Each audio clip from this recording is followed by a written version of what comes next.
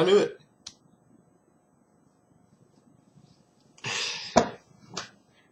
I fucking knew it. I even missed watching Breaking Bad. I mean, I caught up. But I was like, you know what? This is the Falcons game. I can't miss it.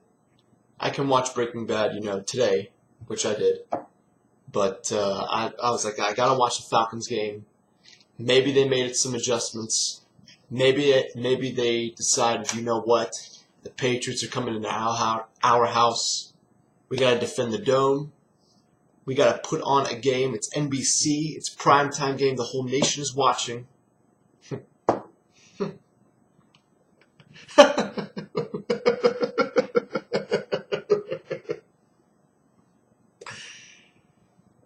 It's the same fucking shit every week. The same song and dance. First drive of the game. What happens? They settle for a field goal. And then in the second quarter, you face a 4th and 2. You think, you know what? Let's go for it. We got to get a touchdown. It was a good call by Mike Smith. Matt Ryan, he rolls out to his left. He sees Roddy White open. You're thinking, oh man, this is at least a first down. Let's throw it all the way to New England. Airmails it. Not even close. So whatever. Then it's 10-3.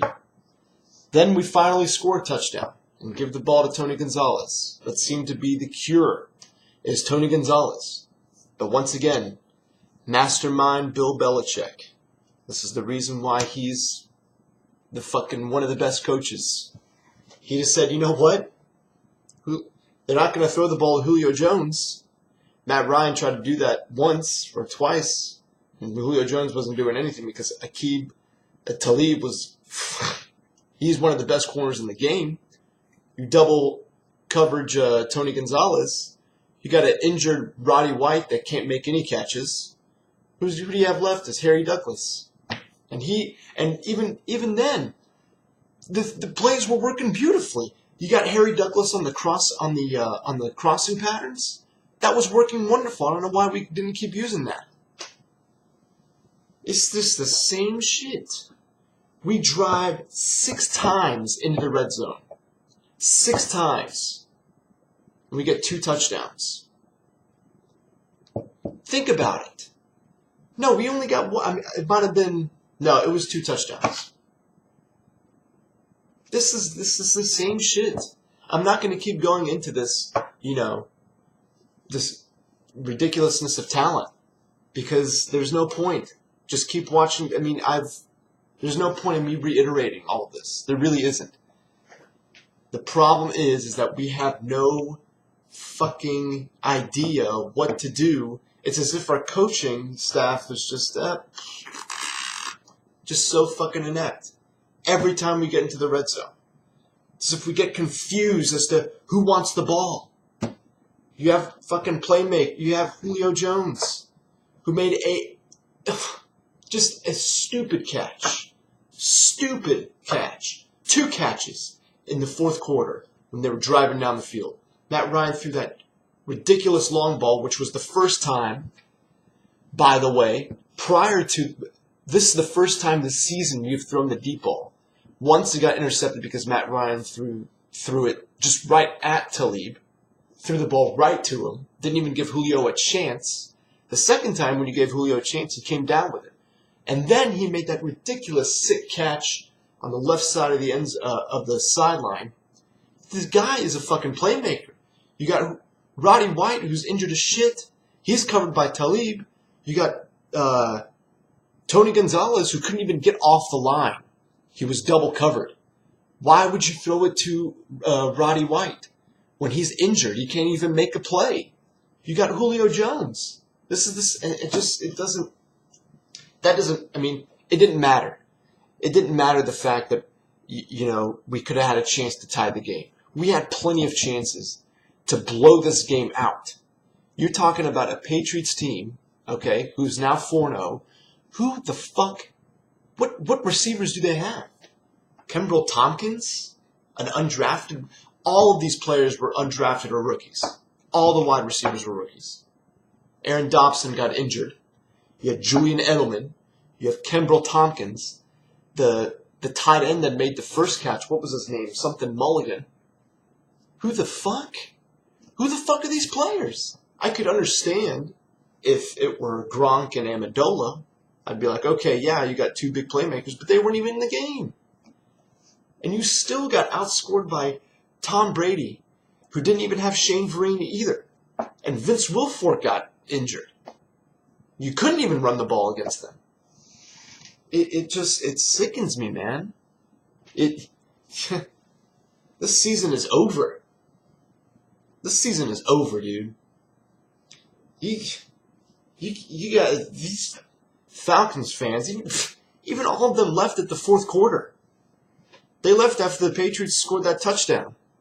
The ridiculous 5 plays, 80-yard drive in the fourth quarter when they went up 17 points with 6 minutes left. Shit, I would have. Hell, I almost stopped watching the game. I mean, I would have turned the game off had the Falcons not recovered that onside kick because I knew the game was over. But of course, they love to make things interesting. They feel like, you know what? We like to give our players our fans a heart attack. Let's just finally wake up and score touchdowns. Even then, we score a touchdown. We get the ball back. We drive down the field. 3rd and 3. Couldn't do anything. And then again, we get the ball back. It's just as if it's the same cycle. Over and over again. There's no point. Why even watch the first 3 quarters of the Falcons game? There really isn't. All you need to do is turn it on when it's 2 minutes. You see the Falcons are down by 7. You see them drive down the field. And then watch the coach, watch them just debaucherate the shit of the play calling in the fourth quarter at the end zone. Don't know what the fuck they're doing. And it's just, there's no point. There really isn't. The only reason you want to watch a game is if you want to see Julio Jones make a top 10 catch. And even then, the chances of that happening are slim to none because the Falcons will never throw the deep ball. They always want to try to establish the run and do all this bullshit. Yeah. We run the ball 17 times for 58 yards. And, I mean, clearly it seems like the Falcons' offense must rely on Steven Jackson, which is quite honestly a shame. It is honestly a shame. It really is. Because this offense was really doing something, even when you had fat-ass Turner. And even then, he wasn't doing shit. You got the playmakers were just bouncing all over the place with Julio and Roddy and Tony. They were doing so great.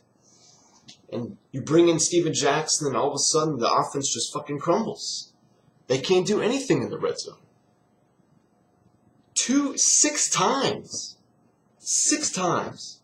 How is it that fucking Peyton Manning and that team can score 58 points and we're the exact same team with better playmakers, and we barely can score. We've scored 30 points once this season.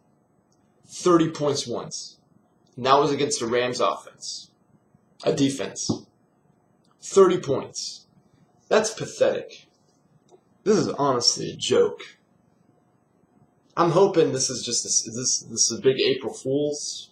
The Falcons are pulling on us. And it's like, haha, funny joke. I'm glad you guys all bought into it. Now we're going to go on and win because if they lose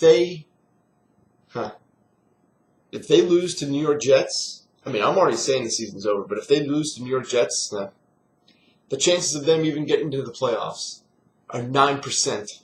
Teams that have gone 1-3 have a 9% chance of getting into the playoffs. And you think the Falcons have that chance? You think the Falcons have that mantra that can be the elite crew to join that 9%? No way. Not when you even have, because think about it. You still have Falcons 2.0 in Green Bay. You have 49ers. You have Seahawks. And you have Saints round 2. Okay? That's 4 games right there. That, at this point, the way they're playing, all losses. So what is that? You're looking at a 9-7 season? If they make it that? No, that's not playoffs right there. That'll be over 500, but that's definitely not playoffs, especially the way the NFC. I mean, it could be. It could be, but to be quite honest, even the NFC North, you got Bears, Packers, and Lions. Definitely the wild card is going to come out of one of those two. Definitely the wild card is going to come out of one of those two teams. Then you have the NFC West. San Francisco and the 49ers are definitely going to go into the playoffs. So where are the Falcons in that equation? Nowhere to be seen. Might as well call them the Falcons because that's all they keep doing. Again, I'm going to date this back to last season. This is the 6th game in a row. The 6th game in a row where we could have easily just, nonchalant wiped the shit out of all these teams. And we keep settling for field goals.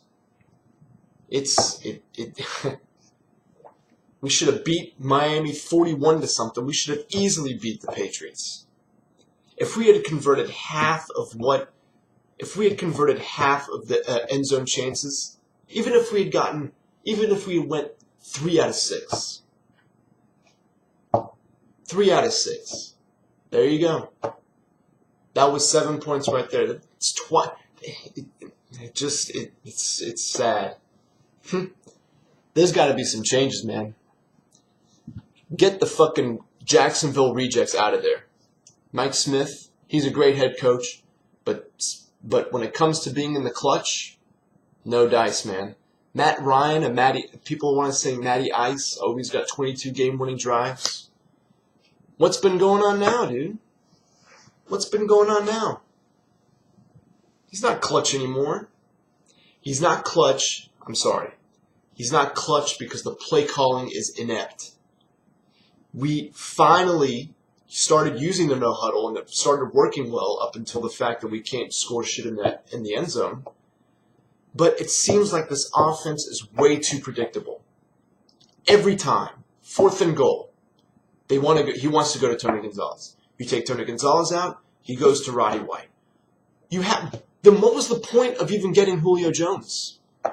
Why have we not thrown the ball to Julio Jones in crunch time? When it's 4th down, why has there not been a play to Julio? The guy can clearly come down with any catch, as he proved in the 4th quarter, twice. You give him a chance, he's going to come down with it. He would have easily he could have caught the ball against Aqib Talib. He probably would have broken it up. But Matt Ryan threw the ball right in a way where Jones couldn't even get to the ball. He threw it right to Talib. So I don't see why this is my thinking. This is my thinking. You have a hobbled Roddy White, okay, who can't jump, okay. So the only thing you could do is you could give him a ball, a reachable ball, or maybe he could dive for it. Definitely can't jump for it. You got Tony that's doubled, okay. Who's covering Julio? The guy, it doesn't make any sense. So now we get to play another pretty good defense in the New York Jets. And people want to say the Jets suck. No, the Jets don't suck. The Jets defense is pretty good. Okay, so the offense might be a little bit shaky, but when you play against the Falcons, to be quite honest, you're going to look like a superstar, especially when you have LeGarrette Blount, who weighs 800 pounds and runs 47 yards for a touchdown, and let them run 140 yards, 132 yards on 23 carries, and get beat by wide receivers, undrafted. You have a wide receiver from the 4th round. You have a wide receiver from the 2nd round, 4th round, 7th round, and 2 undrafted. One of them, Kimbrel Tompkins, who had a monster day, over 100 yards and a touchdown pass. Or 2 touchdown passes. Touchdown catches, sorry. So, what else are you going to say, huh? We didn't have Asante Samuel? Please. Don't try to make excuses. One player on a defense is not going to make or break the whole thing. You have to play collectively as a unit. Just like the Falcons offense. You can't... Fans just have this tendency to have a scapegoat. Okay? They want to blame someone else. We don't have Steven Jackson. That's why we can't score any points. We don't have Asante Samuel. That's why we can't stop anybody. That's bullshit. That is a load of shit. Okay? These guys that we have, they're playmakers as well. We didn't even get any pressure on whatchamacallit, Tom Brady. Got nothing. No sacks whatsoever. He was fucking standing in the pocket doing calculus problems, throwing the ball all over the damn place. And then you have, on the offensive side, you still have Jacquizz Rodgers who looked very good, could have done some screenplays. Hell, you could even brought him as a wide receiver. He could easily break a tackle or 2. Okay? He's very hard to get down. You could fucking ask the Seahawks defense. He ran all over them shit. Or even the Miami Dolphins. He ran over people. He trucks them. And then they like to say we don't have Steven Jackson. Yeah, that's a big loss, but that doesn't stem from the fact that we have a lot of playmakers that can easily, and this showed. It showed we drive down the field methodically and we still couldn't do anything. 6 times. It's the same thing.